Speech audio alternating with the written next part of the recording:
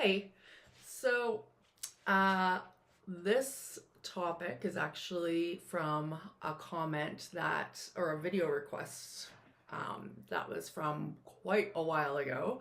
So, as always, I do look at them. It just takes a really long time sometimes to go through, but I love the dialogue in the comments. So, thank you.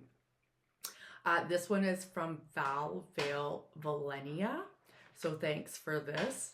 And they mention feeling doomed regarding relationships. And the question is it possible to find a man who is emotionally stronger than an INTJ female? Now, immediately, what comes to me is the idea of us being emotionally strong. So I would. You can probably hear my daughter in the background.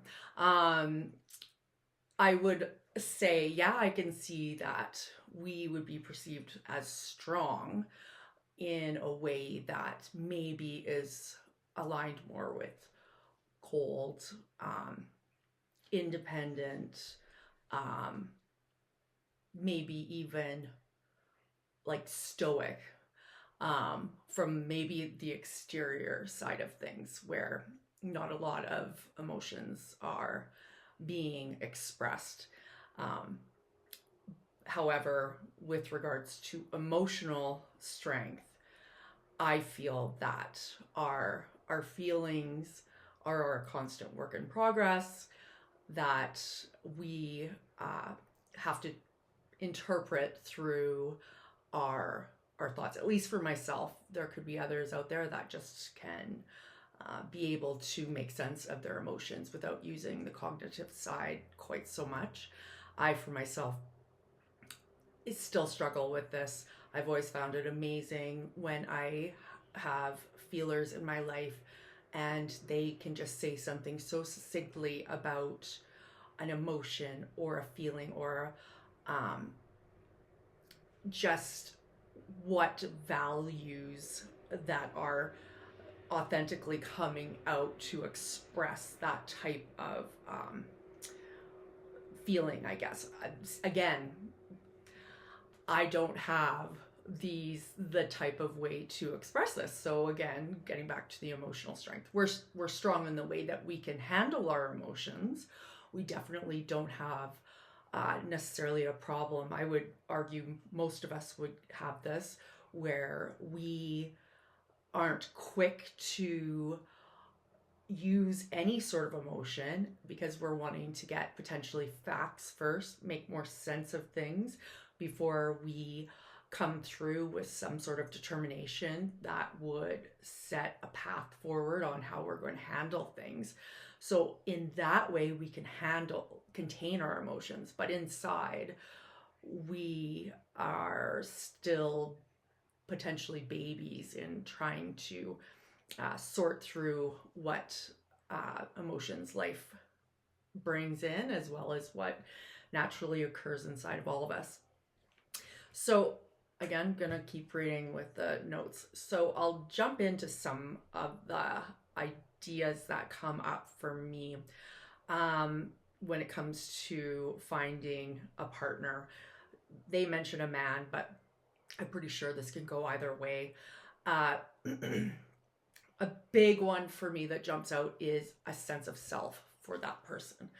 And sense of self for me, I find that it is to be more like a presence, like a weightiness to them, that they aren't, they're solid. They can have all those interesting and quippy types of characteristics on top of it all, but deep down, they're solid. They know what gets them going when it comes to potentially negative feelings or how to handle things that might be too fast and too quick to be probably a beneficial thing in their life, they're able to suss these things out on the inside. And the other one that comes up for me is the self-assuredness. Now, it's very similar, I guess, to a sense of self, but self-assuredness to me is more of an outwardly uh, presentation where they are able to take a person, say an INTJ female, who is, can come across as direct, or things that may be simply inquisitive or curious, or something actually positive that the INTJ is expressing. Just by the way they're expressing it can come across to another individual who doesn't have that self-assuredness as a potential attack, or something that has a layered potential for being, I'll say untoward, but being negative. And someone with more self-assuredness will not take it personally, because there's almost a bit of not just confidence, but a cockiness that they can back up, because they aren't using it as a superficial way to handle people around them. Now, the one that really jumps out to me in this, for these two things to play into making a person feel that they can handle being with an INTJ, is a lack of overt competition with the INTJ female. So this competition conversation leads me into what we're trying not to have, because a lot of times, what I find at least, we tend, or I at least have tended to come in contact and engage in relationships with folks that may appear to me to be somewhat confident, but I know deep down that they're not. And it is only a matter of time before the cracks will start to show, because again, my curiosity in the other person, my inquisitive nature, my directness, the directness, especially when we're trying to support, which means help, which means usually offering up some sort of different angle that the person might be overlooking, which is always fun for a person that is not wanting to hear it. And for a person, say, that is self-assured, they'll take it and say, hey, that's a interesting idea. What made you think that? And give back a little bit, because they are open to adding a new angle to their facets in their life. However, with someone who is competitive with you, everything is something to eyeball, something to judge, measure, and see how they stack up against you. And a partnership isn't for and against when it comes to that type of, at least for me, you can't have it where you have that kind of black and whiteness. You have to have more gray in the middle of partnership and mutual goals, and encouraging the strengths of that other person. So with the competition thing, competition usually you'll find in folks that have underneath it all insecurity. Now, all of us have insecurity. I have a ton of insecurities. It's not something to be ashamed of. It's something that comes with, life, and everyone has their strengths and their things that aren't so strong. And folks that feel that kind of chink in their armor with someone who is potentially direct and a little bit more pointed in how they have their discussions in relationship conversations, and also have a penchant for helping people see the other potential things that might be contributing to certain things going on in that insecure partner's life. It causes increased rifts, and you once you start poking through that, it does not get better, because you can backpedal, and then they can sense their insecurity is heightened, all of those senses, so they are going to potentially overestimate what you're doing in a negative way. So say you are telling them about something that you think they're really good at, but instead it sounds like, you're demeaning them by bringing it up and patronizing them. And nothing works. Everyone probably has been through that type of situation before.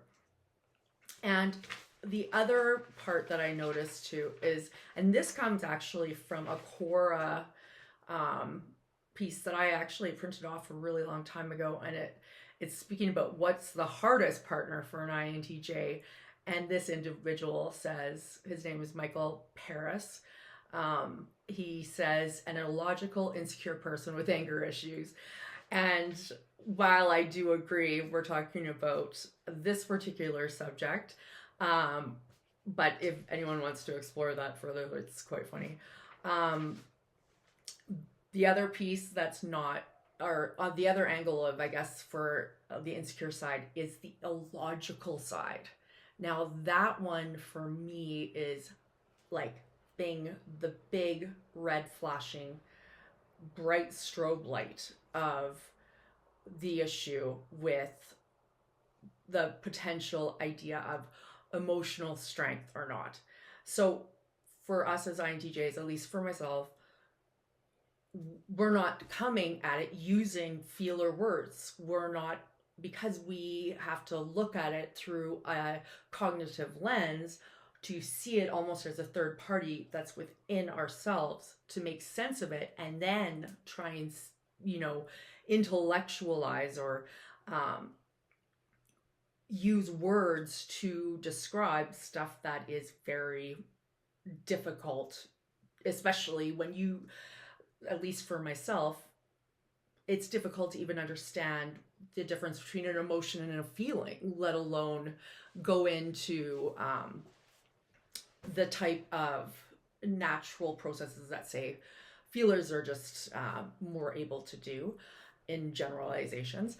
But the illogical side means that when it comes down to actually having these conversations, you have to meet at that neutral table where both of you speak logic, and where there is not the need, or it's a safe space, I guess. It doesn't have that emotional charge of defensiveness or negativity.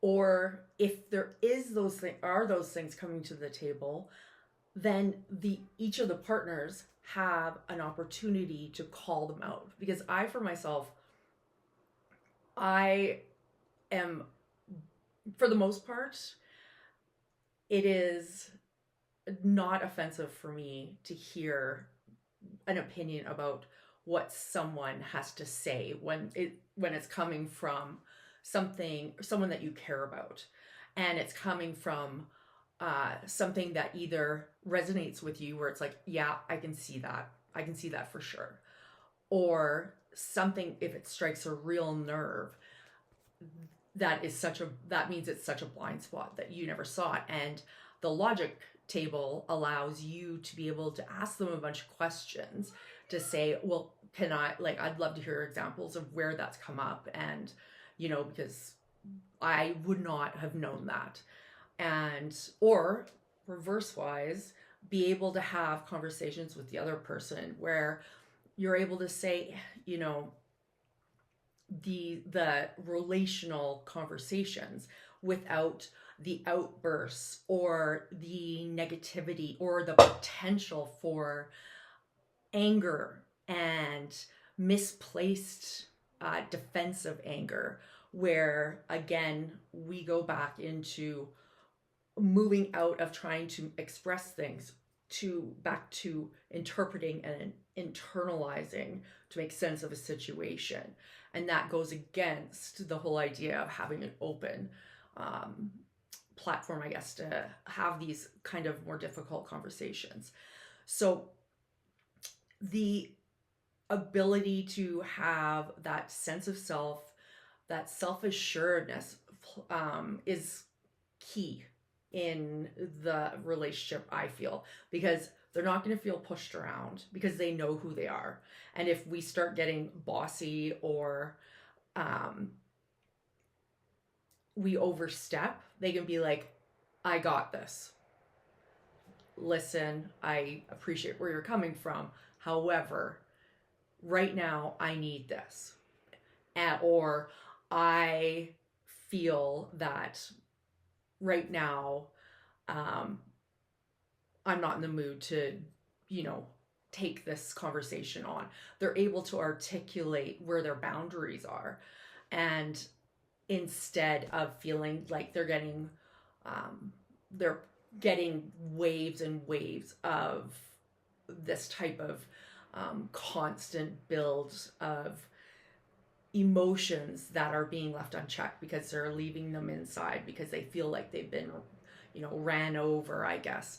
So I hope that somewhat speaks to the potential for finding that type of equal mate. As I said, I have had multiple of the other type because a lot of times, at least for me, I love the beauty of the potential, and sometimes that can end up with someone who in the long run doesn't want to handle someone on a daily basis who is direct and doesn't get a lot of emotional phase episodes that are typical or stereotypical potentially of other partners they've had. So as always, thanks so much. I love hearing all the comments, and if you have any video requests, again, please put them in the comments section. And I love hearing from all the different ages and MBTI folks. I'm apparently having a Friday day and it's not even Friday.